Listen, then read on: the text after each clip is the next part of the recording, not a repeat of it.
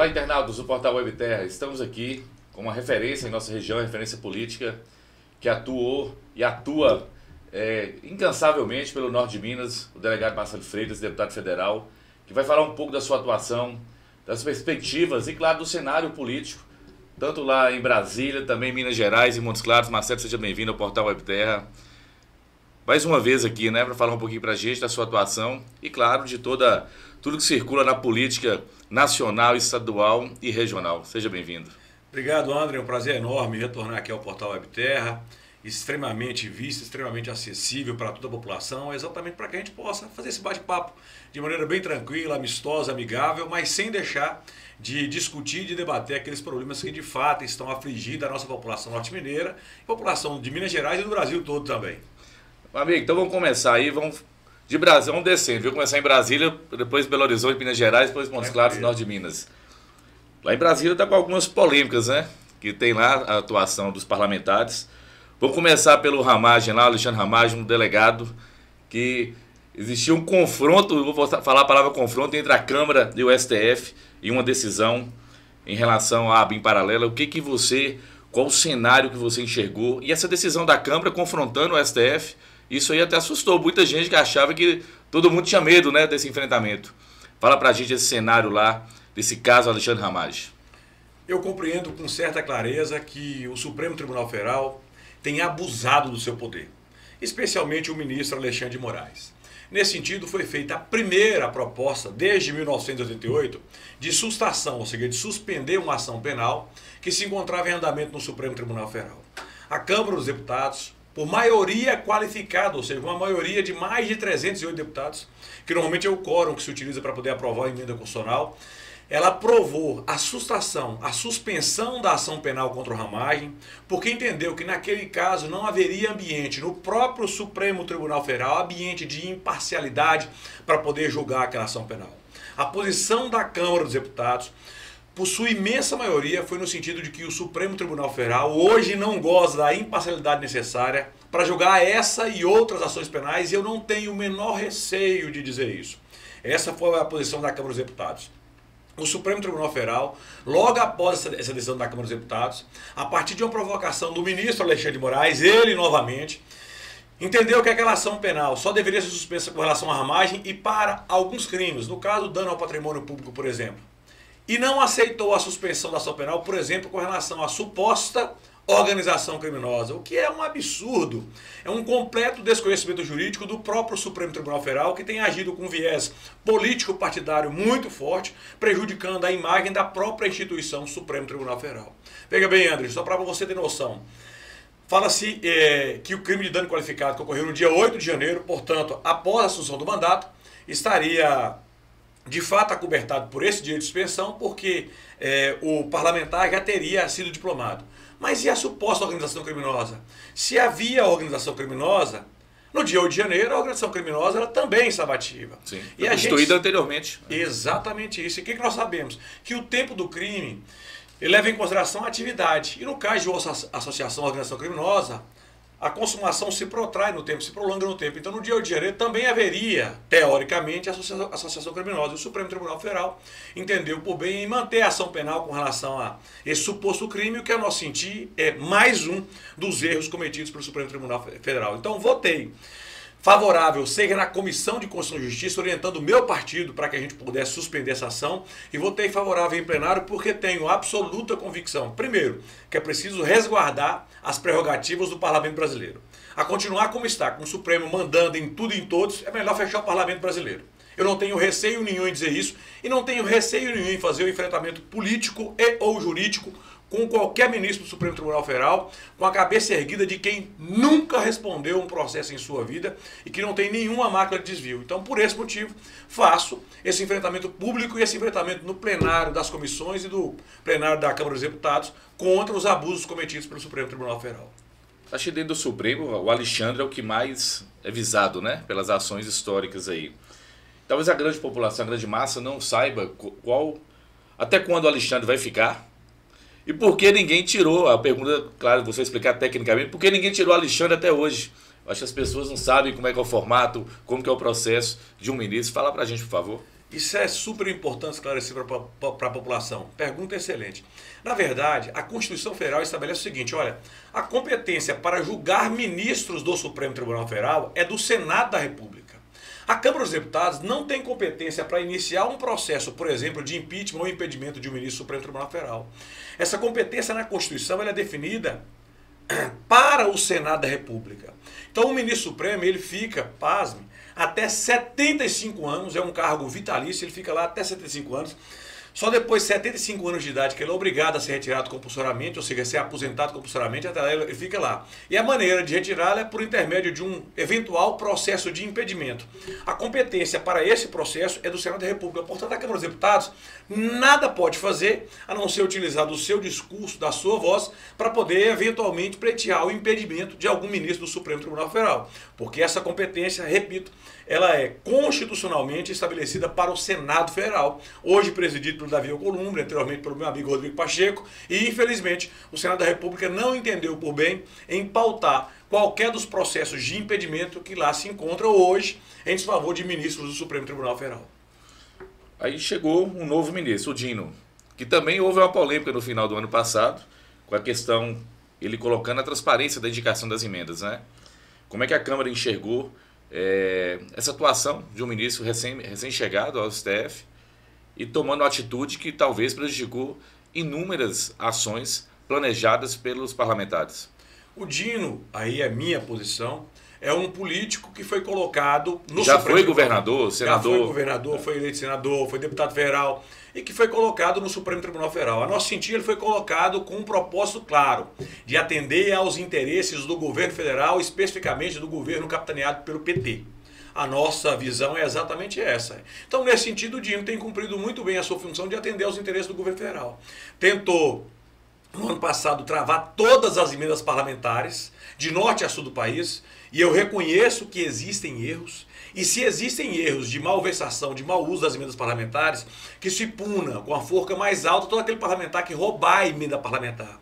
Assim como nós temos que punir com a mesma força e com o mesmo rigor aqueles do Executivo, dos ministérios, como é o caso, por exemplo, do Ministério da Previdência Social, que permitiu o rombo de mais de 6 bilhões de reais de dinheiro dos aposentados, com o mesmo rigor, com a mesma maneira. E a gente não observa isso. A caneta que pesa em alguns parlamentares, especialmente parlamentares que hoje estão no espectro da direita, não pesa com a mesma força para parlamentares que se encontram no espectro da esquerda. E da mesma maneira para aqueles que se encontram no Poder Executivo. Essa é a nossa principal resignação. E acho que a população brasileira tem compreendido isso com muita clareza, que falta ao Supremo Tribunal Federal a necessária imparcialidade para que ele possa, de fato, estabelecer um julgamento justo, em que o contraditório e a ampla defesa não seja simplesmente uma mera peça de papel, mas uma realidade em que vai se permitir àqueles que estão sendo julgados contradistar as provas até então produzidas, fazer a ampla defesa e ser apreciado pela corte. Então eu cito, por exemplo, a composição da primeira turma. Tem até pena daquele eventual réu que foi julgado pela primeira turma, e se for de direita, vai ser condenado. Vai ser condenado. A composição é toda de ministros indicados pelo governo do PT.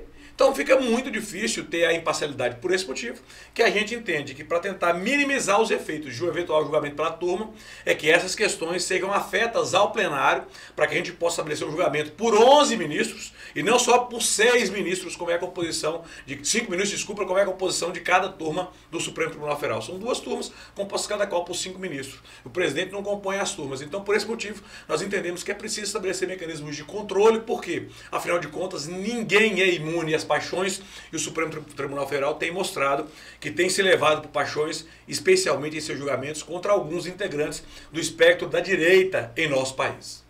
Você tocou num ponto importante, eu acho que a mídia toda está focada, né, nesse rombo do INSS, que assustou muita gente, né, ver que pessoas que necessitam tanto dos benefícios, que ter essa retirada ninguém percebia, né, e mostrou um volume astronômico de valores, né, que foram desviados.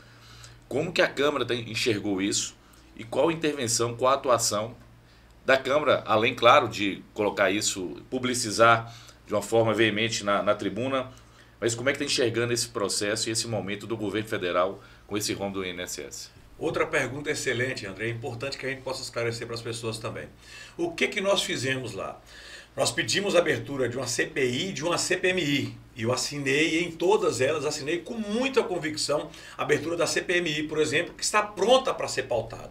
Qual que é a grande dificuldade? É que quem tem o poder de ler essa CPMI em plenário, no caso específico, é o presidente do Congresso Nacional. CPI é Comissão Parlamentar de Inquérito. E CPMI é Comissão Parlamentar Mista de Inquérito. Quando se fala de CPMI, ou seja, a mista, há uma junção das duas casas, da Câmara e do Senado da República. Então hoje nós estamos apenas aguardando a leitura da CPMI no plenário do Congresso Nacional, presidido pelo senador Davi Alcolumbre, para que a gente possa dar andamento a essa CPMI, ou seja, a essa investigação, para poder apurar esses desvios. Para se ter dimensão, descontava-se uma média de 30 a 50 reais de aposentados e pensionistas, especialmente, pasme, aposentados cegos, aposentados que apresentavam alguma deficiência, e esse rombo chegou inicialmente, porque pode ter muito mais, a 6 bilhões de reais. 6 bilhões de reais roubado do povo brasileiro, desviado do povo brasileiro, através de descontos muitas vezes ilegais, sem que a pessoa sequer soubesse. É muito difícil. Porque nem todo mundo, especialmente aposentados pensionistas, consegue acessar o seu contra-cheque e saber se está tendo desconto ou não. E o desconto foi feito automaticamente, muitas vezes sem qualquer anuência, sem qualquer autorização do beneficiário, por exemplo, do aposentado. E esse dinheiro caía onde? Esse dinheiro caía diretamente em algumas associações ou confederações que colocava aquela pessoa como associado ou confederado, e o desconto era feito de 30 e 50 reais. Aí você coloca, por exemplo, 30 a 50 reais, você coloca, por exemplo, 5 milhões de pessoas por mês, para você ter noção do que a gente está falando. Então, muita gente pobre, paupérrima, sofreu com esses descontos indevidos, teve o seu benefício diminuído em 30, 50 reais, e agora é como fazer a devolução para esse valor que foi roubado do povo brasileiro. Por esse motivo, a necessidade de uma CPMI para a gente estabelecer a responsabilidade de cada um, inclusive do ministro da Previdência Social, do então ministro da Previdência Social, se ele se omitiu ou não, e aqui não quer estabelecer juízo de culpabilidade. Afinal de contas, da mesma maneira que eu pedi contraditória para a defesa para os deputados de direito, para os senadores de direito, eu também peço para que haja esse contraditório e ampla defesa para aqueles integrantes da esquerda do nosso país. É assim que nós vamos conseguir encontrar equilíbrio. O Lupe já renunciou, né? O Lupe já renunciou, mas as suas ações, elas ainda persistem. O que nós tivemos durante a gestão dele no Ministério, os descontos indevidos. Então nós temos que apurar isso. Qual o conhecimento do ministro? Qual o conhecimento dos diretores do INSS? Qual o conhecimento do seu atual ministro da Previdência Social, para que a gente possa, de fato, descobrir a responsabilidade de quem e, a partir disso aí, eventualmente, responsabilizar e até mesmo, André, é importante ficar claro, apresentar propostas legislativas para que a gente possa sanar esse detalhe. E um ponto interessante, eu fui um dos primeiros a apresentar lá atrás, no nosso primeiro mandato, um projeto legislativo para poder estabelecer a necessidade de biometria. O que é isso? A biometria para quê? Para que a gente possa evitar fraudes no INSS. Então, por exemplo, se André vai ser um aposentado lá na frente, uma pessoa que vai receber o benefício, o que é que a gente está estabelecendo? A ideia de fazer a coleta biométrica, ou seja, só o dedo de André é que vai fazer a retirada do dinheiro, para que outras pessoas não roubem dele. Só o dedo de André é que vai autorizar o desconto indevido ou devido na minha aposentadoria, no meu benefício. Então nós apresentamos isso lá em 2020, 2021, para que a gente pudesse converter em lei. Houve um dado momento em que foi convertido em lei e depois foi revogado pelo atual governo. O que nós queremos é que seja feita a apuração da responsabilidade e quem quer que seja que eventualmente estiver envolvido nesse roubo, repito, de mais de 6 bilhões de reais das pessoas mais simples da nossa população, possa ser de fato responsabilizado. Só para ter um espaço temporal, esses descontos começaram, a identificação foi de qual período? Dessa atual gestão ou de antes? Segundo as apurações, e é por esse motivo que é necessária a CPMI, começou desde o governo anterior, salvo engano, a partir de 2022. Eu não sei exatamente o período, e é por esse motivo que é importante que haja uma CPMI para que a gente possa fazer a apuração e estabelecer a responsabilidade de quem quer que seja. Nos parece que houve um recrudescimento, um aumento muito grande no atual governo. E aqui fica uma indagação muito clara. Se a responsabilidade é desse governo, ou, como diz esse governo, do governo anterior, por que não? Nenhum integrante, nenhum parlamentar vinculado a esse governo assinou a CPMI. Por que não se permitiu uma apuração ampla? Já que a CPMI pode ser composta por pessoas de todos os espectros políticos, por que não permite uma CPMI ampla, por exemplo, para que a gente possa apurar a responsabilidade de quem quer que seja? Então, por esse motivo, a gente compreende com uma certa clareza que o atual governo, por intermédio de seus integrantes, querem, de fato, ocultar ou impedir ou obstar uma apuração ampla e restrita contra quem quer que seja. Então, com certeza. E outro ponto a se discutir é o rombo, né? Porque vai ter que devolver esse recurso às pessoas que foram realmente prejudicadas. E vai sair de onde o dinheiro? Outra excelente pergunta. Olha só, os beneficiários são as associações ou as confederações. Via de regra, associações ou confederações quebradas, que não têm patrimônio para ser bloqueado, para ser impedido, para ser obstado, para que a gente possa, de fato, fazer o pagamento para as pessoas que tiveram o seu dinheiro roubado de sua aposentadoria. O que vai acontecer? Vai acontecer aquilo que sempre aconteceu historicamente no Brasil. Nós vamos tirar dinheiro público novamente, ou seja, dinheiro do povo pagador de imposto para poder pagar o rombo que alguém permitiu que acontecesse. Então não tem jeito, a nosso sentir, olhando... Paga duas vezes, né? Vamos pagar, ou seja, o povo brasileiro vai pagar duas vezes. Vai pagar pelo desconto indevido e vai pagar também para poder fazer o ressarcimento daquele desconto indevido, já que as associações ou confederações ou sindicatos não têm patrimônio suficiente para poder saldar esse rombo de mais de 6 bilhões de reais. Isso aí é o sofrimento. E vocês estão lá para tentar nos proteger e, claro, tentar buscar as alternativas, né? Então vamos descer um pouquinho agora, vamos para chegar em Minas Gerais. Hoje você está como presidente do União Brasil em Minas Gerais, com essa atuação importante. União, até a Prefeitura de Belo Horizonte agora está com a União Brasil, né? Infelizmente, uma fatalidade com o FUAD, mas o Alvo está lá para assumir, claro, desempenhar seu trabalho com a assessoria toda do partido. Como você avalia o governo Zema, nessa caminhada, nessa trajetória de fechar esse segundo mandato? E, claro, essa atuação do Matheus Simões, que é um nome colocado pelo Zema para concorrer à eleição de 2026. Como que a União Brasil, você como parlamentar, por essa relação política em Minas Gerais, está enxergando esse cenário de finalização do governo Zema e essa introdução do Matheus como protagonista para ser o candidato em 2026? Bom, o primeiro aspecto que nos compete registrar é que hoje a Federação União Brasil PP, que nós fizemos uma federação, ela governa 4 das 5 maiores cidades de Minas Gerais. Então, das 5 maiores cidades de Minas Gerais, 4 é governada pela federação, o que nos dá uma responsabilidade muito grande enquanto instituição partidária. Com relação ao governo do Estado, eu observo que o governo Zema ele tem historicamente feito um bom trabalho. É um governo que não se viu qualquer escândalo de corrupção. Eles são difíceis de diálogo, mas é preciso reconhecer que não há qualquer mácula de desvio de recurso público ou corrupção, que é uma posição extremamente positiva para o nosso estado de Minas Gerais. O governador Romeu Zema ele pretende trabalhar com sua sucessão, colocando o Matheus Simões em sua sucessão como eventual candidato ao governo de Minas no ano que vem. Nós entendemos que há uma dificuldade muito grande, tendo em vista os outros atores que estão colocados no cenário. É o caso do senador Cleitinho, que pretende candidatar ao governo de Minas. É o caso do deputado Nicolas, que também colocou seu nome em apreciação do eleitor. É o caso do senador Rodrigo Pacheco. O que nós entendemos que o atual governo do Estado precisa fazer para poder conseguir projetar o nome do Matheus Simões como nome para as eleições de 2026? É preciso que ele faça aquilo que a gente chama de confluência partidária.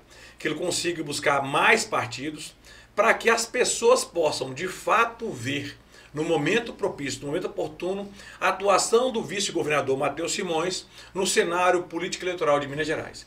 Se eles não fizerem isso e ficar envolvidos somente no pequeno Partido Novo, é um partido muito pequeno, que sequer cumpriu a cláusula de desempenho, a nosso sentir o Matheus Simões não irá conseguir levar adiante o seu projeto, a sua proposta. O que eu entendo que deve ser feito? E falo isso na condição de presidente do partido e na condição de parlamentar federal. É preciso que o Matheus Simões discuta imediatamente, urgentemente, a possibilidade de saltar de barco, de pular do Partido Novo e procurar um partido que de fato contemple a envergadura de um candidato ao governo do Estado de Minas Gerais.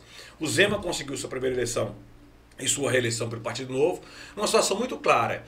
Em 2018 o eleitor não queria nem o PT e nem o PSDB. Sim. E pegou aquela situação de botar o Zema. Em 22, a situação do Zema já estava bem consolidada, ele já tinha feito um bom trabalho, e agora, nessa reeleição dele, nós temos uma dificuldade. Nós estamos tratando de uma dívida do Estado de 160 bilhões de reais, em que ele está pagando uma média de 500 milhões de reais ao mês. Para que os nossos ouvintes compreendam, dá para se fazer mais de 2 pontos sobre o Rio São Francisco a cada mês, com aquilo que a gente paga de dívida de Minas. Então não é uma situação fácil para nenhum governante, então por esse motivo, havendo esse essa contenção, esse contingenciamento de recursos, é preciso que a gente possa mostrar esse trabalho de responsabilidade com o recurso público para que o cidadão compreenda que está se aplicando o recurso público de maneira efetiva e correta, mas que existe uma dificuldade substancial em pagamento da dívida pública para que a gente possa, de fato, buscar projetar ou não o Matheus Simões como eventual candidato a governador em 26. O cenário não é fácil, é um cenário desafiador e tenho absoluta certeza que tanto o Matheus quanto o governador Romeu Zema estão pensando e refletindo muito sobre isso. Se eu não me engano, o Propag até dezembro tem que definir, né, a forma de pagamento. Acho que tem um formato que a Assembleia vai ter que aprovar e tem até dezembro. Estou colocando a privatizar CEMIG, Copasa, Codenge, como uma das alternativas de pagamento da dívida. Tá, mas o Matheus, nessa estrutura aí, já foi convidado pela União Brasil? Nós temos tido várias conversas com todos os atores, essas conversas são públicas, não há nenhum segredo sobre isso, com todos os atores, para que a gente possa discutir a melhor alternativa para Minas Gerais. Eu repito, nós fizemos uma federação com União Brasil e PP e hoje nós temos 21% do Congresso Nacional. 21% do Congresso Nacional pertence ao nosso partido ou federação. Então, é uma responsabilidade muito grande. Nós temos pretensão de lançar uma candidatura na majoritária federal para o presidente da República ou, quem sabe, lançar um candidato a vice-presidente da República pela federação, lançar nomes ao governo do Estado, ao Senado da República e uma chapa fortíssima para deputado federal e deputado estadual, que eu acho que é isso que, de fato, mantém os partidos cada vez mais fortes. Então, a proposta é fazer de um partido forte ainda mais forte a partir das eleições de 26. O que fica claro para a gente é que a nossa atuação, a atuação do União Brasil Progressista, é uma atuação voltada para a visão centro-direita de nosso país. Centro-direita e não para a esquerda. Obviamente, a Executiva Nacional vai se reunir e lá na frente, no ano que vem, definir qual caminho nós vamos tomar. Mas eu tenho a impressão, e deixo isso aqui claro, é a minha posição pessoal, nós não temos a menor pretensão, a menor intenção e a menor possibilidade de caminharmos com o atual governo, com o governo Lula nas eleições de 26. Essa posição acho que é muito clara, né? Até na atuação, na discussão, na forma de se pronunciar, eu acho que fica evidente. Vamos chegar aqui no norte de Minas agora, falar um pouquinho da nossa região, claro, sua atuação direta em trazer benefícios, claro que a atuação é nacional, estadual, mas claro com um viés muito fortalecido no norte de Minas, né? Pela quantidade de recursos que é trazido para cá, que busca a resolução de problemas, discussões, desde a Mata Seca até outras pautas. Mas vamos falar de Montes Claros depois do norte de Minas. O prefeito Guilherme teve o sucesso das eleições, está aí começando o 5º mês, né, de gestão, em briga com a caneta na mão. Qual a avaliação do deputado em relação a esses 4 meses, iniciando o 5º mês, da gestão do prefeito Guilherme aqui em Montes Claros? Eu compreendo que o prefeito Guilherme, junto com o seu vice Otávio, tem feito um trabalho excepcional. É preciso que as pessoas compreendam que o próprio prefeito Guilherme foi o grande arquiteto do trabalho de Humberto Souto. Humberto já estava com a idade bastante avançada e precisava de alguém para tomar a frente. Com energia. E ele delegou essa atuação ao Guilherme enquanto vice-prefeito. O Guilherme fez isso com muito trabalho. Agora, nesse 5º mês de mandato, o Guilherme está fazendo um trabalho, a nosso sentir, excepcional. A cada 2 dias há uma ordem de serviço sendo apresentada ou uma inauguração de obra pública sendo apresentada. Nós temos aí uma quantidade de recursos significativo para poder ser usada em investimento na cidade de Montes Claros. Acho que isso vai permitir mais investimento ainda, especialmente investimento privado, com as indústrias farmacêuticas. Eu tive agora uma visita à China, por exemplo, e discuti com CEOs da BID sobre a possibilidade de se abrir uma indústria automobilística aqui no norte de Minas, especialmente em Montes Claros, a partir de incentivos da SUDENE. Então, a minha percepção enquanto cidadão, e aqui excluo com muita clareza a questão do viés político-partidário, é que, de fato, Montes Claros se tornou uma grande bola da vez, com possibilidade enorme de atrair investimentos de todo o planeta, tendo em vista 2 fatores. Primeiro, as gestões que têm acontecido, que veio com o Humberto Souto e que agora é com o Guilherme, um gestor absolutamente correto, sério, e além disso nós temos Montes Claros na área mineira da SUDENE, que pode permitir a utilização de incentivos fiscais para que a gente possa trazer mais empresas, como é o caso da Eurofarma, da Hipolabor, como é o caso da Cristália, como é o caso da Novo Norte, que são empresas do ramo farmacêutico que têm investido bilhões de reais aqui em Montes Claros, trazendo, obviamente, mão de obra qualificada para a região e permitindo que a gente possa crescer cada vez mais. Eu penso que o Guilherme Tenho uma responsabilidade muito grande, que é a responsabilidade de suceder o prefeito Humberto Souto, para mim, o melhor prefeito da história de Montes Claros, mas eu tenho também a convicção de que Guilherme Guimarães saberá fazê-lo com maestria e com a responsabilidade que o povo de Montes Claros outorgou-lhe para ser, de fato, o prefeito da população de Montes Claros. Acho que teremos uma excelente gestão, com muitas obras sendo entregue à população, não obstante os desafios orçamentários que teremos, porque temos absoluta certeza que os repasses do FPM, ou seja, do Fundo de Participação do Município, os repasses do Fundeb estão caindo, tendo em vista a dificuldade geral da economia nacional. Porque assim, se pegar no governo anterior, federal que eu falo, os prefeitos não reclamavam tanto de falta de recurso. Hoje está começando, até prefeituras do norte de Minas com salários atrasados dos servidores. Se não me engano, São Francisco, que está com salário atrasado. Como que você enxerga essa atual condição financeira dos repasses e essa dificuldade que está sendo apresentada pelos prefeitos, que não tinha essa reclamação anteriormente, e agora está apresentando o básico, né, que é o salário do servidor, não está conseguindo cumprir? Essa pergunta também é excepcional. Só para que os nossos ouvintes consigam compreender, as pessoas que nos veem nesse momento. Olha, para você ter noção. Normalmente, a lei orçamentária anual, aquele que a gente chama de LOA, ela é aprovada sempre no ano anterior ao exercício. Ou seja, nós estamos no ano 2025, a lei orçamentária anual deveria ter sido aprovada no ano 2024. Por conta de todas as trapalhadas do governo federal, a lei orçamentária anual, que deveria ser aprovada no ano passado, só foi aprovado em abril desse ano e só foi sancionado em meados de abril desse ano, ou seja, com um atraso gigantesco. Nós estamos iniciando agora, em meados do mês de maio, o início da execução orçamentária do Orçamento Público Federal, o que é uma irresponsabilidade. O que é nosso científico? É claro que o governo quer abrir o caixa público federal somente a partir do segundo semestre para fazer propaganda político-partidária do orçamento público. Mas, nesse momento, prefeitos e até governadores ficam com o pires na mão, sofrendo em virtude da não abertura do orçamento público federal como deveria. Nós já deveríamos estar pagando emendas parlamentares, deveríamos estar pagando muitos créditos a que os prefeitos fazem jus, liberando programas essenciais para que a gente possa estar executando agora, ou até mesmo no início do segundo semestre, esses programas essenciais. E como houve essa morosidade, obviamente por incompetência da articulação do governo federal, esse atraso aconteceu e agora todos, especialmente os municípios, estão pagando o pago.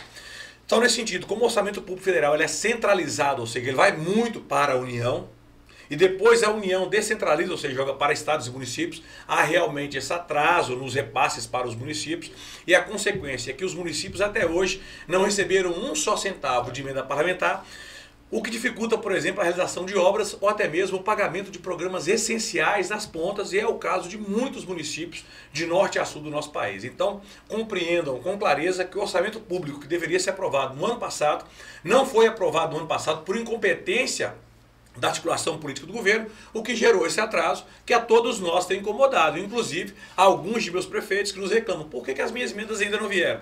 Não vieram por incompetência do governo federal, que não conseguiu até esse momento destravar efetivamente o orçamento e entregar os recursos públicos nas pontas, nos municípios onde as pessoas vivem. Mas isso é proposital, porque não tem um recurso? Talvez segurar esse recurso e, além da propaganda, né, segurar, não estou tendo dinheiro, vou segurar aqui essas emendas aqui, vou ganhar tempo. Eu acho que essa questão é proposital, eu penso que isso aí é para poder ganhar tempo, para segurar, para poder estrangular mais o recurso, mas, repito, é uma irresponsabilidade enorme com o país. Por que eu digo isso, André? O Brasil precisa de investimentos. Eu estive na China recentemente, estou indo para o Japão, estive em vários países do mundo e a gente observa o quanto esses países têm investido, especialmente em infraestrutura. Se eu pego o dinheiro que é para utilizar em infraestrutura e utilizo no pagamento de custeio, de assistencialismo, eu gero uma consequência danosa para o nosso país. Por exemplo, nós temos hoje 54 milhões de famílias recebendo Bolsa Família. 54 milhões de famílias realmente precisam? Ou quem pode trabalhar, tendo emprego, continua recebendo e opta por não trabalhar, pode continuar recebendo o Bolsa Família? Eu falo sem receio algum, não pode.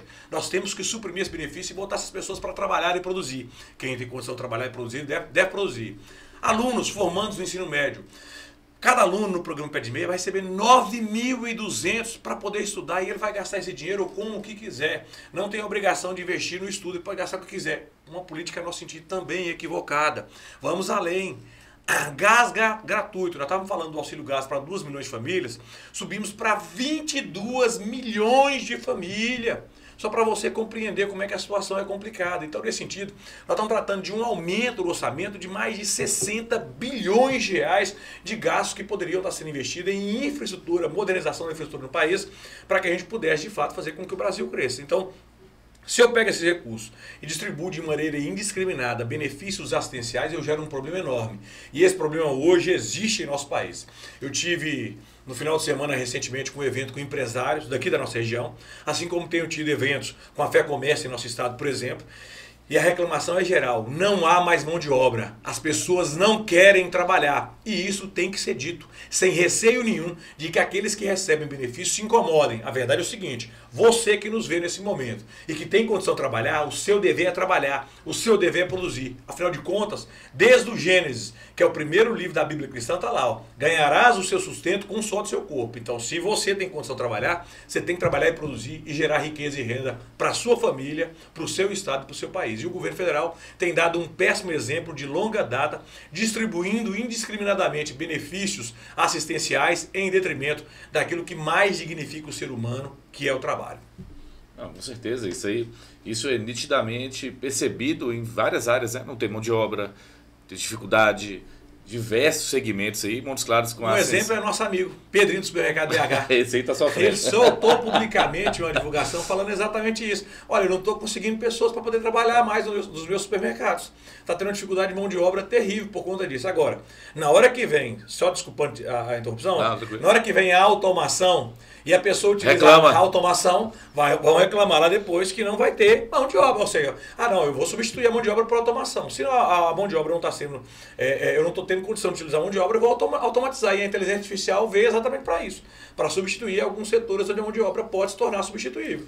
E existe um conflito, além dessa questão do assistencialismo, tem a questão de uma geração também que não é resiliente, né? Não quer dificuldade, não quer responsabilidade. Aí unifica essas duas variáveis aí, a mão de obra some e está nessa dificuldade. Eu tenho discutido isso todos os dias no parlamento, tenho discutido isso todos os dias com os governos municipais, tenho discutido isso dentro da minha casa, com minha família. Eu aprendi desde cedo, e para que as pessoas compreendam que fala tudo é fácil, eu estudei a vida inteira em escola pública, vim da zona rural, trabalhei na roça, eu compreendo com clareza que se eu não tivesse os meus pais direcionando os meus caminhos, a coisa poderia ter se perdido. Então, o que eu acho? Eu acho que as pessoas têm que compreender o referencial estudo, o referencial trabalho. Isso é essencial. Então, a gente sabe que hoje nós temos uma geração completamente perdida.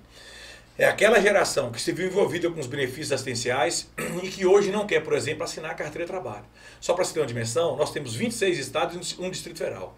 14 estados do país, já estamos indo para 15 estados do país, tem mais beneficiários do Bolsa Família do que pessoas com carteira assinada.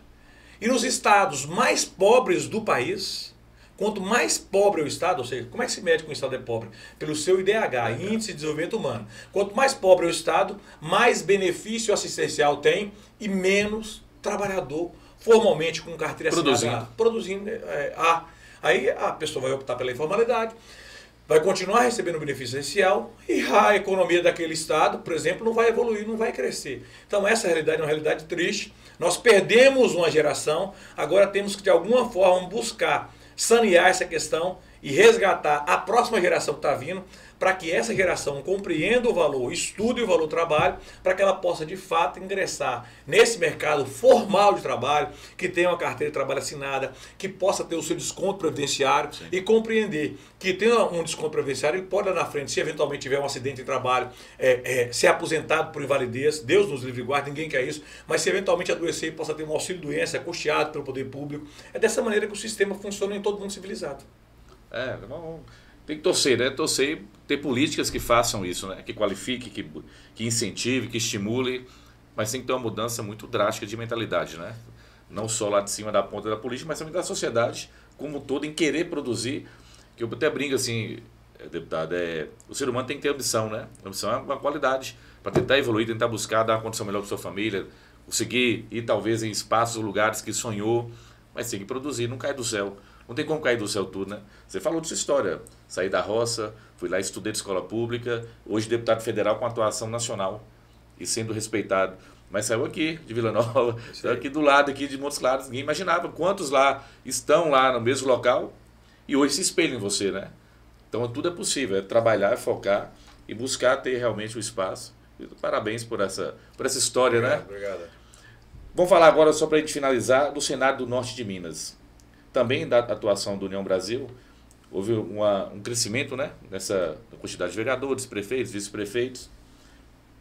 E claro que agora nessa estrutura facilita um pouco mais a atuação sua pensando em 2026. 2026, o deputado Marcelo continua como federal ou vai alçar voos maiores? Eu continuo como deputado federal. O presidente nacional do meu partido, o Antônio de Rueda, ele me perguntou se eu tinha o objetivo de pleitear uma candidatura majoritária no estado de Minas Gerais. Óbvio que a estrutura partidária ela permite esses desafios. Eu naquele momento, eu deleguei, eu disse, presidente, eu não tenho essa pretensão nesse momento, a minha pretensão por hora em 2026 é a disputa à reeleição. A nosso sentir, houve uma diminuição das dificuldades, não é que houve facilidade, houve diminuição da dificuldade, porque nós conseguimos a eleição de uma quantidade razoável de prefeitos e vereadores, e há um compromisso desses prefeitos e vereadores com a nossa reeleição em 2026. Então, o nosso objetivo é buscar novamente a reeleição, buscar novamente continuar nesse trabalho na Câmara Federal, para quem sabe lá na frente, se as coisas confluírem bem, a gente conseguir buscar um voo maior, quem sabe para o Senado, quem sabe alguma coisa para vice-governador, algo nesse sentido. Mas eu costumo dizer, e aqui me permita dizer, nós temos Norte Mineiro aí, que tem feito um trabalho excepcional, que pode sim buscar uma majoritária. Vou citar concretamente aqui o caso do meu amigo, deputado Tadeuzinho. Eu acho que esse menino, falo menino que é bem mais novo que eu, um pouco mais que eu, tem feito um trabalho excepcional, respeitado da Assembleia Legislativa de Minas Gerais, e penso que se ele pensar em alçar novos voos, não sei se ele quer, porque realmente é uma situação muito complexa, envolve uma série de atores, mas ele tem feito um trabalho excepcional, ganhou visibilidade estadual, visibilidade nacional pelo trabalho que tem feito enquanto presidente da Assembleia Legislativa, e fica aqui no portal WebTerra o meu reconhecimento público pelo trabalho que o Tadeuzinho tem feito na Assembleia Legislativa de Minas Gerais. Ah, bacana. Ele fala que não. Ele fala que não quer fazer voos maiores, mas tem muita coisa para rolar ainda, né? Tem meu respeito. Se houver o diálogo, quem sabe a gente possa construir pontes, né? Quem sabe. A política é isso, é construção diária, né? É nessa área, assim como temos diálogo com o Matheus, temos diálogo com o Rodrigo Pacheco, temos diálogo com o Cleitinho, temos diálogo com uma série de pretendentes a todos os espaços. Eu acho que a política é isso. É a arte de dialogar sempre e exaurir o diálogo com todos os atores. Afinal de contas, nós temos que buscar o bem comum do povo mineiro e é isso que a gente tem buscado fazer aqui publicamente, deixando claro as nossas pretensões e as nossas intenções. Ah, com certeza. Deputado, acho que se for falar de tudo que ele tem para falar aqui, a gente fica 2 dias aqui conversando, né? Tem muita pauta, muita atuação. Mas suas considerações finais aí, um recado aos internautas do portal WebTerra. E parabéns pelo trabalho, pela forma que se coloca, né? Com uma forma firme, que realmente passa essa credibilidade e mostra força, né, do representante do Norte de Minas na Câmara Federal. As minhas considerações finais, elas vão para um aviso especialmente para o nosso cidadão do norte de Minas Gerais. Olha para aquela câmera e fala para ele lá. Ó. É muito comum você que nos vê, cidadão, valorizar o aspecto ideológico de qualquer discussão, mas não se esqueça de um aspecto essencial, e os prefeitos hoje nos clamam por isso, que é o aspecto de buscar os recursos para poder atender a sua saúde, a sua educação, a sua segurança pública, a sua assistência social. Quando o seu pai ou sua mãe cai, por exemplo, em doença e precisa do hospital público, quem busca o recurso para poder manter aquele hospital aberto é o deputado da sua região que traz as chamadas emendas parlamentares e que tem um compromisso com o prefeito municipal de buscar atender a sua mãe, o seu pai, o seu irmão quando cai na desgraça da doença. Então, nesse sentido, leve em consideração o trabalho daquelas pessoas que põem sua cara a tapa, que correm atrás do orçamento público para botar a qualidade de vida para a sua gente, para a sua população. Eu, particularmente, tenho feito isso e agradeço ao portal WebTerra a oportunidade de olho no olho com o nosso cidadão, dizer que nós temos trabalhado muito para buscar recursos, especialmente para melhorar a qualidade de vida do cidadão do Norte de Minas. Obrigado, André, pela oportunidade e conte comigo sempre, meu irmão. Eu que agradeço a presença. E aí, internautas, mais uma vez um papo esclarecedor, falando do cenário nacional, estadual e regional, né? Norte de Minas, cidade de Montes Claros também. Então, agradecer ao deputado Marcelo por essa disponibilidade e continue nos acompanhando aí. Um abraço a todos.